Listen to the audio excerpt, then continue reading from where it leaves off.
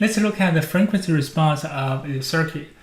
And the frequency response of circuit means the output with respect to the input actually will depend on the frequency.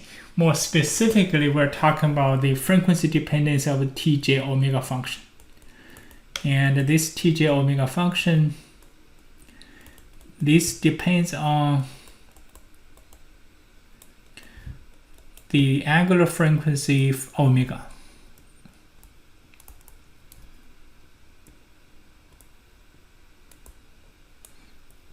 Right, we saw that in the previous example, right? So the Tj omega for different frequencies, Tj omega will be a different complex number, right? And the Tj omega is very important because this basically captures the all the information of the circuit itself, right? The system. So this is in this course we're talking about the circuit. Actually, the concept of Tj omega also used in control. Your 300, 400 level course, so you're gonna use this as well. So you make sure you really understand to the depths that you really feel comfortable, have very intimate connection with this Tj omega, right? And so this Tj omega, as we saw that the Tj omega is, we can write the Tj omega as the polar form. So that's equal the magnitude and times E2, or the phase angle times E2j theta omega. We just write the omega here. This theta is a function of omega. Okay, so the Tj omega, we called this as the gain function. So this is the gain function. And the theta omega is called the phase function. And here, so if we know this, we pretty much know how the output is going to respond, right?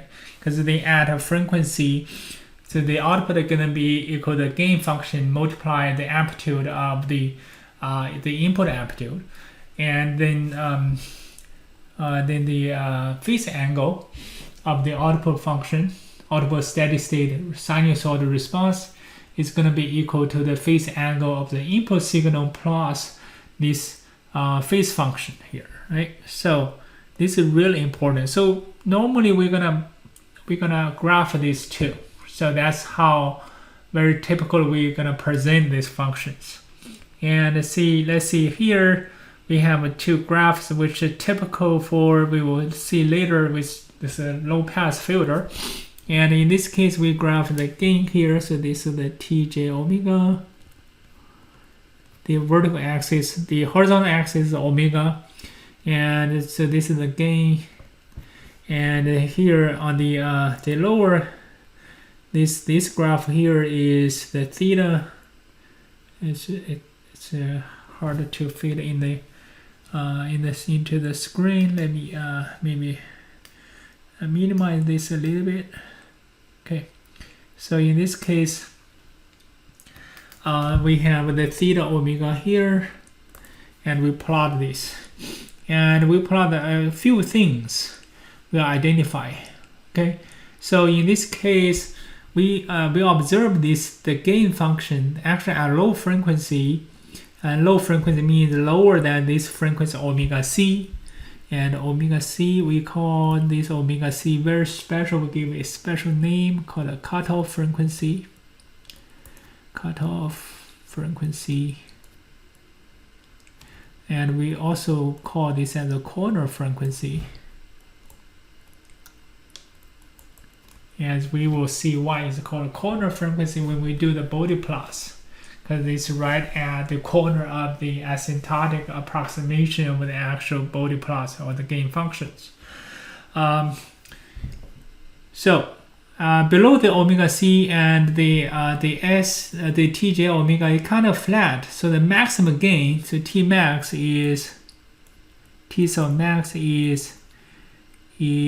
the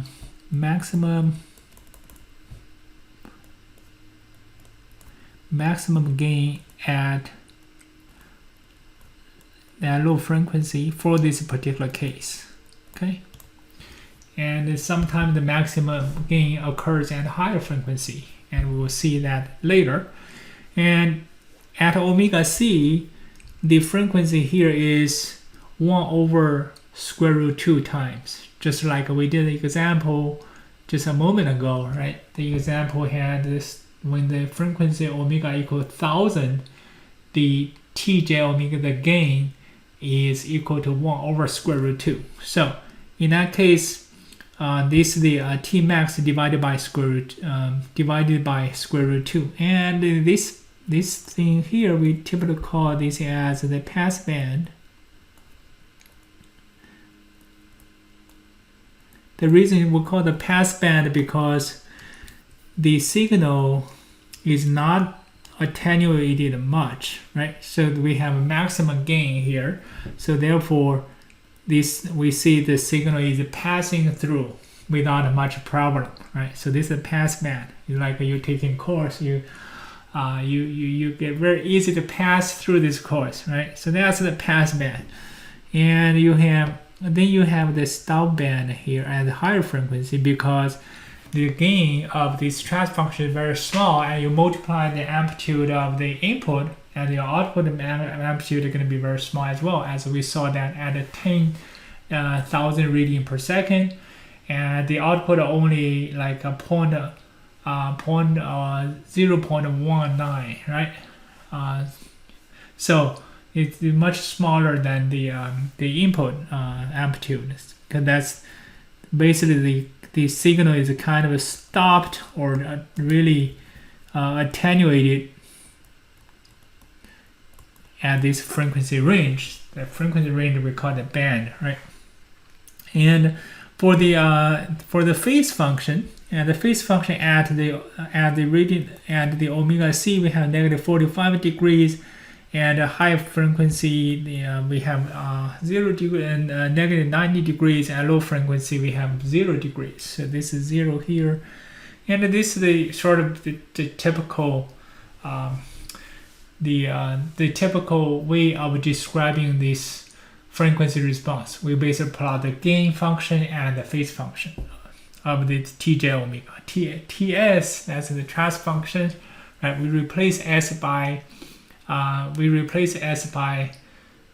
j omega. The reason we replace s by j omega because when we try to find the residue k, right, and we need to use a cover up, we need to evaluate the whole thing at that frequency s equal to j omega. So that's where the things really narrow down to.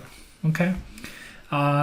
So let's look at the filter types in another video clip.